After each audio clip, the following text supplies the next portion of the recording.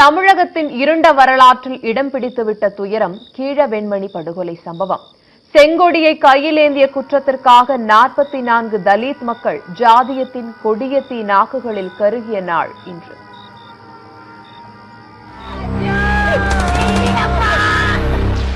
பாதுகாக்கப்பட்ட பகுதியில் தனது ராணுவத்தை கொண்டு ஏன் இவ்வளவு குண்டுகளையும் ஆயுதங்களையும் எல்லா திசைகளில் இருந்தும் பயன்படுத்தியது என்று தெரியவில்லை. இத்தனை பேரை கொல்லும் என்று நிச்சயமாக தெரிந்துதான் இந்த தாக்குதல் நடத்தப்பட்டிருக்கிறது. வேளாண் சட்டங்களுக்கு எதிராக விவசாயிகள் நடத்தி வரும் போராட்டம் 200 நாள்களை நிறைவு செய்திருக்கிறது. போராடி வரும் விவசாயிகளுடன் கிட்டத்தட்ட 12 முறை பேச்சுவார்த்தை நடத்தி இருக்கிறார். ஆனால் இவர்களுடைய கோரிக்கை நிறைவேறாமலேயே இருக்கிறது. உயிராது மிஞ்சிச்சுக்கலாம், ஒரு உயிர் கூட மிஞ்சலுங்க. 17 உயிர் அப்படியே போகணும். இது தீண்டாமை சுவர்னே சொல்லலாம். கண்டிப்பா